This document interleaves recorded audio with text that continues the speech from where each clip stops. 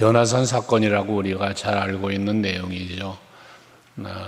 변화산이라고 이름하는 이유는 오늘 본문에 나온 것처럼 예수님의 변형되심 그 모습을 보고 그런 사건이었기 때문에 일컬어 변화산이다 이렇게 읽었습니다.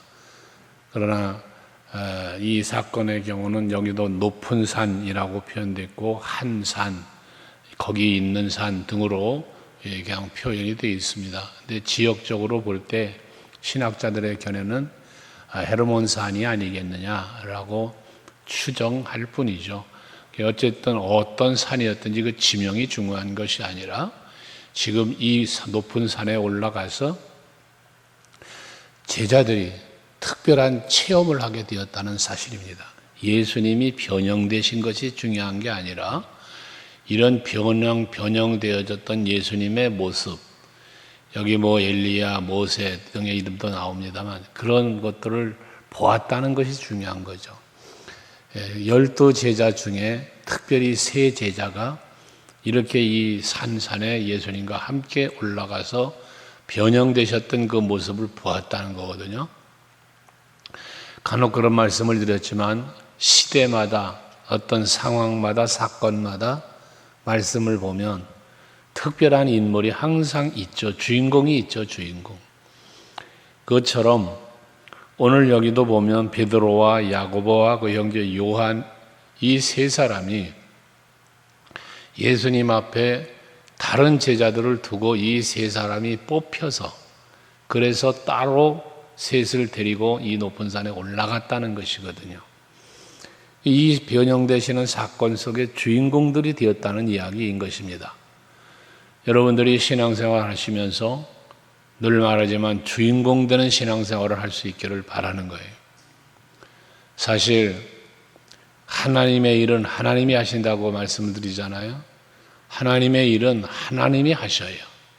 그렇다면 내가 하나님이 이루어 가시는 그 일들을 내가 주인공이 되어서 내가 앞장 세움을 받아서 쓰임을 받는다면 그게 복 아니겠어요? 그래서 우리는 하나님 앞에 쓰임받음에 대하여 3가지를 늘 기도하잖아요. 귀하게, 크게, 선하게. 이건 매우 중요한 것이거든요. 그러니까 항상 우리는 하나님께서 구별하실 때에 알곡과 가라지를 구별하심처럼 또 사사기서의 1장에 보면 여호수아가 죽은 후에 이제 이 가나안 땅을 점령해 들어가야 될 텐데 누가 먼저 올라가야 할까? 하나님 앞에 기도할 때 유다가 올라가거라 하며 유다를 지명해 주시는 것처럼 시대적인 사명을 위하여 모세를 부르시고 다윗을 세우시고 또 바울을 세우시고 이러는 것처럼 여러분들이 오늘 이 시대 지금 항상 하나님 앞에 뽑혀지고 세움을 입고 쓰임받을 수 있기를 주의 이름으로 축복합니다. 이렇게 특별히 구별되어서 이 한 산에 올라갔는데 2절에 보면 그들 앞에 변형이 되셨다는 거예요. 예수님이 변형이 되셔서 그 얼굴이 해같이 빛나며 옷이 빛과 같이 휘어졌더라. 예수님의 모습이죠. 계시록에 나타나 있는 예수님의 모습과 참 비슷하죠. 이 예수님의 영광입니다. 빛은 영광이에요. 이게 또 권위입니다. 옷은 권위를 상징하기도 합니다. 예수님의 그 영광과 권위 있는 모습이 보여졌다는 거예요. 누구에게? 이 세 제자들에게. 이들에게 이것을 보여주시는 이러한 모습, 그것을 보면서 이들은 지금 뭐합니까? 영적인 체험을 하는 거예요. 와, 내가 믿고 따르던 우리 선생님이 그저 세상의 왕으로만 생각했고 로마의 통치에서 우리를 해방시켜 줄 수 있는 그런 분으로만 생각을 했는데 와, 이분은 그런 것으로 끝나는 분이 아니구나를 보여주는 거예요. 그래서 3절에 보면 그렇게 변형되어진 영광스러운 모습을 가진 예수님과 모세가 엘리야가 더불어서 이야기를 하고 계시더라는 거예요. 여기에 구약의 인물을 끌어왔는데 모세와 엘리야를 호출하여 예수님과 대화하는 모습을 지금 보여주었다는 거잖아요, 제자들에게. 왜 하필이면 모세와 엘리야냐? 예수님의 생애를 시작함에 있어서 마태복음 1장에서 뭐랍니까? 아브라함과 다윗의 자손 예수 그리스도의 세계라 라고 말씀을 했으면, 그러면 아브라함을 부르고 다윗을 불러 예수님과 대화하는 모습을 보여주는 것도 괜찮지 않겠습니까? 그런데 왜 모세와 엘리야냐라는 거예요. 뭐 이사야 선지자도 있고 많은데, 이 모세와 엘리야는 구약의 대표적인 인물로 율법과 선지자의 대표로 보는 견해가 많죠. 그러니까 모든 율법의 중심에 있는 모세, 그리고 모든 여호와의 말씀을 담대하게 선포했던 엘리야, 이를 들어 지금 특별히 뒤에 이제 그 서기관들이 엘리야가 먼저 와야 될 것이라는 엘리야의 얘기를 하잖아요. 그 당시에 선지자 서기관들이나 바리새인들이나 이 유대인들이 가르치는 중에 엘리야에 대한 교훈을 많이 했다는 거죠. 왜 엘리야는 죽음을 보지 않고 하늘로 돌림받은 사람이기 때문에 그가 다시 와야 할 것에 대한 예언들을 그렇게 했다는 거 아닙니까? 그러니까 이 제자들의 머릿속에도 모세의 율법과 이 엘리야에 대한 예언들이 가득 차 있었겠죠. 그 생각 속에, 지식 속에. 그들과 더불어 대화하는 모습을 지금 예수님이 보여주는데, 여기서 무엇을 보여주는가? 모세보다도 엘리야보다도 우월하신 예수를 보여주는 거예요. 그러니까 율법보다도 모든 선지자들보다도 우월하신, 히브리서에서 우리가 수요 예배 묵상하고 있는데, 이러한 예수님의 모습을 보여주므로 예수님이 참 메시아이심에 대하여 제자들이 확실한 믿음을 갖기를 원하셨다는 거죠. 이와 같은 모습을 볼 때 베드로는 4절에 보면 주여 여기 있는 것이 참 좋습니다. 좋을 수밖에요. 나름 황홀경에 빠진 거죠. 얼마나 그 멋지신 예수, 그 얼마나 위엄이 있고 영광스러운 예수, 거기에다 모세와 엘리야까지 볼 수 있는 이러한 상황들이 얼마나 그 마음에 기뻤겠으며 행복했겠어요. 그러니까 여기가 너무 좋으니까 여기다 우리가 초막셋을 집시다. 내가 짓겠습니다. 라면서 초막을 세 개를 짓겠다는 거예요. 당시에 귀한 손님이 오면 따로 이 초막을 짓고 그곳에 기거하거나 그곳에서 대접을 하는 풍습이 있었다고 합니다. 그러니까 이 베드로가 볼 때에 예수님의 모습뿐만 아니라 모세도 엘리야도 너무나 존귀한 분들 아니겠어요? 그 이들을 위하여 초막셋을 짓겠다는 거예요. 여기 머물자는 거예요. 이건 베드로의 어떤 의미에서 보면 베드로의 헌신이죠. 베드로가 그렇게 하겠다, 제가 할게요 라고 말하는 이 베드로의 적극성, 열정, 이러한 모습은 우리가 본받을 만한 모습들이죠. 어쨌든 베드로는 이것이 좋다고 말하며 헌신을 다짐하며 초막셋을 짓겠다는 거예요. 예수님 위해서도 하나 짓고 모세를 위해서도 하나 짓고 엘리야를 위하여서도 하나 짓겠습니다. 그러니 뭐 하라는 거예요? 여기 머물자는 거예요. 여기 좋다는 거예요. 그렇게 말할 때에 베드로의 그런 나름 그 모습을 말하는 모습을 그렇게 말할 때, 베드로가 말할 때 호련히 빛난 구름이 그들을 덮으며라고 말해요. 구름이 그들을 덮었다. 이 구름의 임재는 구약에서 많이 나타났는데 모세가 백성들과 구별되어질 때, 율법을 받을 때, 하나님과 대화할 때 이런 모습들이 보여졌죠. 여호와의 영광이 가리는 빛난 구름이라고 했지만 그 실체를 보이지 않기 위한 이러한 모습으로 하나님의 현현이라고 표현하는 모습으로 말씀하고 있는데, 그러면서 그곳에서 소리가 나는데 이는 내 사랑하는 아들이요 내 기뻐하는 자니 너희는 그의 말을 들으라 하는지라 했습니다. 여기서 예수를 일컫는 거죠. 예수는 내 사랑하는 아들이고 내가 기뻐하는 자다. 그러니 너희는 그 말을 들어라 라고 말했다는 거예요. 이 음성을 누가 듣습니까? 베드로가 듣습니다. 야고보와 요한이 듣습니다. 이것은 결국 뭘 말합니까? 앞에서 16장 16절에서 시몬 베드로가 주는 그리스도시요 살아계신 하나님의 아들이십니다 라는 신앙의 고백을 했잖아요. 하지만 그 고백 뒤에 바로 사단으로 전락해버리는 이런 일을 겪었던 베드로 아닙니까? 그에게 여호와의 음성으로 확실한 답을 주는 거예요. 이는 내 사랑하는 아들이다. 주는 그리스도시요 살아계신 하나님의 아들입니다라는 고백을 했던 베드로에게 여호와께서 참으로 말씀을 주시거든. 이는 내 아들이라는 거예요. 이것은 확신을 주는 거죠. 살아계신 하나님의 아들, 메시아다, 그리스도다라고 하는 확실한 음성을 베드로에게 들려주셨다는 것입니다. 저는 여러분들에게 원하기는 하나님의 말씀을 들으실 때에 주의 음성으로 듣기를 늘 원해요.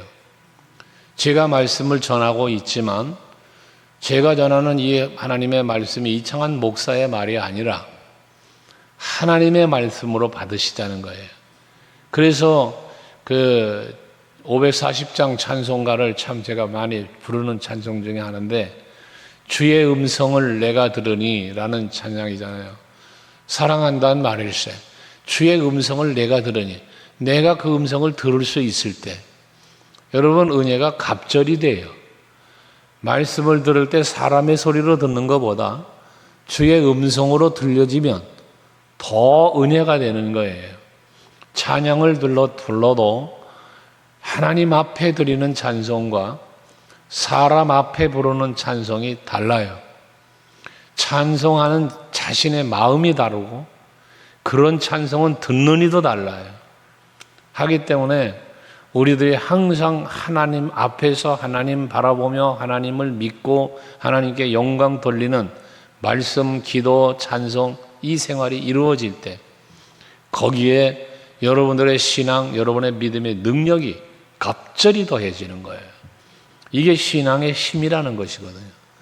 그런데 늘 말하지만 예수를 의식하지 못하고 예수가 없는 믿음, 예수가 없는 신앙생활은 아름다워는 보여도 힘이 없어요. 그러니까 어떤 상황 앞에 비참하게 무너져 버리는 거예요. 말 한마디에 무너지고 환경 앞에 무너지고 전부 무너지는 신앙이 되는 거예요. 그래서 여러분들이 항상 말씀을 들을 때뿐만 아니라 기도를 할 때도 찬송을 부를 때도 주의 일을 할 때에도 언제나 하나님 앞에 서여야 돼요. 쓰레기 하나를 줍는 것도 하나님 앞에 서여야 되는 거예요. 사람이 볼까 봐 사람을 보라고가 아니란 말이에요. 그러니까 오른손이 하는 일을 왼손이 모르게 라는 말이 나오는 거예요. 어쨌든 베드로는 예수님이 그리스도이심을 고백했지만 그리스도의 역할이 무엇인지조차 깨닫지 못했던 베드로였잖아요. 그에게 확실한 음성을 들려주시면서 그의 말을 들으라 라고 하니까 이후로 베드로가 이제 계속 묵상하겠습니다만 예수님 앞에 말하는 거나 행동하는 게 달라지잖아요. 물론 뒤에 가서 이제 십자가 앞에 도망가지만 하지만 그의 열정, 앞장섬, 담대함 이런 것들이 달라지는 모습을 우리가 볼 수 있습니다. 물론 모든 완성은 성령을 받음으로만 가능해지는 것이지만요. 그래서 이런 영적인 체험을 하게 해주셨다는 거죠. 그러니까 6절에 제자들이 듣고 엎드려 심히 두려워하니 라고 말하잖아요. 이 두려움은 무슨 두려움? 하나님의 영원하신 하나님, 살아계신 하나님 앞에서의 두려움이고 그의 아들이신 하나님이 기뻐하는 자라고 하시는 예수, 이분이 이제까지 생각했던 이런 분이 아닌 특별한 분이구나, 진정한 메시아구나, 진정한 그리스도구나 라는 확신을 갖는 이런 모습이죠. 그 앞에 무릎을 꿇었다는 이야기예요. 마가다락방에 성령이 임할 때에 많은 무리들이 그 앞에서 모여서 기도하잖아요. 거기에 성령이 임하였다고 그랬잖아요. 이것처럼 지금 이 베드로에게 이 세자들에게는 특별한 하나님의 임재하심이 특별한 성령의 역사하심이 임하였음을 말씀해주고 있는 것입니다. 오늘 이 아침에도 여러분들에게 이와 같은 영적인 체험이 있기를 원합니다.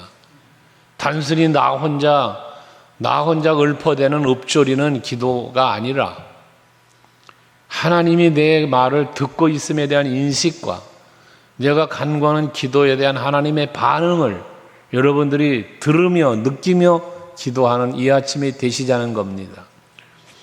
물론 삶의 현장도 마찬가지고요.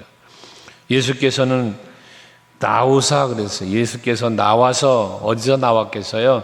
그 구름 가운데서 나오시고 영광 자리에서 나오셔서 이제 다시 뭐 한 겁니까? 제자들의 자리로 온 거예요. 제자들이 있는 자리로 나오신 거예요. 나왔다는 말씀이에요.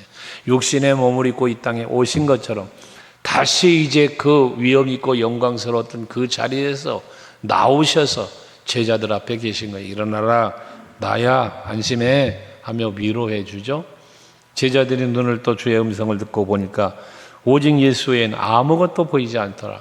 이제 그 영광도 빛난 것도 모습도 다 사라졌다는 거예요. 엘리야도 모세도 다 사라졌어요. 그 빛났던 구름도 다 사라졌어요. 이제 무슨 일을 당한 겁니까? 현실로 돌아왔습니다. 잠시 변화산 꼭대기에서 변형된 예수, 영광스러운 예수, 위엄 있는 예수, 아 이분이야말로 메시아구나 하는 확신을 갖게 하신 그러한 은혜를 입고 다시 현실로 돌아왔다는 이야기거든요. 여러분 이건 매우 중요한 겁니다. 여러분들도 마찬가지입니다.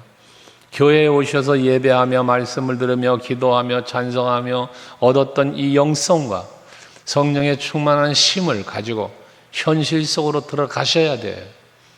그곳에서 여러분들이 그 받은 힘과 능으로 세상을 이제 이겨가는 신앙생활이 이루어져야 됩니다. 신앙생활은 교회 안에서만 이루어지는 게 아닙니다. 여러분 삶의 현장에서도 이루어지는 것입니다. 내 믿음의 능력이 여러분들의 그 말씀의 능력이 나타나는 거예요. 어디서? 삶의 현장에서. 성전에서 받은 그 힘과 위로와 이런 능력을 가지고 성령이 너희에게 임하시면 너희가 권능을 받았잖아요. 그러면 권능 받은 뒤에 뭐 합니까? 예루살렘과 온 유대와 사마리아와 땅 끝까지 이르러서 내 증인이 되리라 말씀하신 예수님 말씀처럼 여러분은 날마다 새벽마다 나오셔서 기도하고 예배하며 말씀으로 무장하고 성령을 충만하게 받으신 상태를 가지고 세상으로 나가서 세상을 이기는 여러분들이 되셔야 한다는 말씀입니다. 그러면서 이러한 체험을 하게 하신 예수께서 앞에 16장에서도 주는 그리스도시고 살아계신 하나님의 아들임에 대한 고백을 했던 베드로에게 참 너 복되다 하나님이 알게 하셨다라며 천국 열쇠까지 주겠다고 하신 예수께서 아무에게도 이것을 내가 그리스도인 것을 말하지 말아라 라고 16장 20절도 말씀했잖아요. 여기 9절에서도 인자가 죽은 자 가운데서 살아나기 전에는 너희가 본 것 아무한테도 이르지 말아라 라고 이들에게 주의를 주고 있더라는 것이죠. 아무에게도 말하지 말라는 건 앞에서 말한 것처럼 무엇 때문에? 저들에게 성령이 임해야 되기 때문에. 그래서 이 성령의 임재함 속에서 확실한 권능을 받아야만 예수가 그리스도의 예수의 증인된 삶을 확실하게 살 수 있기 때문에 사도행전 1장에서도 말하죠. 너희에게 약속한 성령을 받기 전에 예루살렘을 떠나지 말아라. 말씀의 의미와 같은 의미의 말씀들이라는 거예요. 그러니까 중요한 거예요. 여러분들도 마찬가지예요. 성령을 충만하게 받지 않고 선무당에 사람 잡는다는 옛말이 있는 것처럼 은혜도 섣불리 받고 성령도 섣불리 받고 뭐라 그럴까 좀 설 받고 충만하지 못한 상태에서 나아가 예수를 말하고 여러분들 하다 보면 실수할 수 있고 넘어질 수 있고 약해질 수 있단 말이에요. 그러니까 항상 강건함으로 무장되는 여러분들이 되셔야 한다는 거죠. 그러면서 말하니까 제자가 말하죠. 서기관들이 말하기를 엘리야가 먼저 와리라고 말을 합디다. 그때 예수께서 대답하시기를 맞다. 엘리야가 먼저 와야 한다. 그런데 그 엘리야가 누구냐? 세례 요한이었다는 거죠. 하지만 먼저 와서 이 세례 요한이 일을 했지만 너희들이 그 세례 요한을 믿지 못하고 알지 못하고 오히려 그들을 임으로 대우했다. 결과적으로 헤로드 왕을 통해서 죽였잖아요. 앞에서 우리가 묵상한 대로. 이런 모습을 보였지 않습니까? 너희들 이 서기관들은 그렇게 말해서 엘리야가 먼저 온다고 말했지만 왔는데도 불구하고 알지 못했고 깨닫지 못하고 오히려 죽여버리는 이런 일을 행했지 않았어요? 마찬가지라는 거예요. 메시아가 왔어요. 그리스도가 왔어요. 왔음에도 불구하고 알지 못하고 믿지 못하고 결과적으로 예수님도 죽이잖아요. 이런 모습들을 일컬어 말씀하고 있는 것이죠. 그렇게 설명을 해주니까 13절에 그제서야 제자들이 예수께서 말씀하신 것이 세례 요한인 줄을 깨달으니라라고 말했습니다. 여러분에게 늘 말하지만 깨닫는 것이 은혜입니다. 깨닫는 게 은혜예요. 똑같은 말씀을 들어도 깨닫는 사람이 있고 깨닫지 못하는 사람이 있어요. 그 말씀이 위로가 되고 힘이 되는 사람이 있는가 하면 그 말씀이 시험거리가 되는 사람도 있어요. 그러지만 여러분들은 새벽마다 나오셔서 하나님 말씀 앞에 서고 기도하며 매일을 그렇게 살아가는 분들이시니 늘 깨달으시고 담대하고 큰 믿음으로 세상을 이기시며 하나님의 거룩하신 뜻을 이루어가는 그런 여러분들이 될 수 있기를 바랍니다. 오늘도 믿음의 승리자로 하나님 앞에, 사람 앞에, 세상 앞에 서셔서 이기는 자의 삶, 복된 삶을 살아가시기를 주의 이름으로 축복합니다. 기도하겠습니다.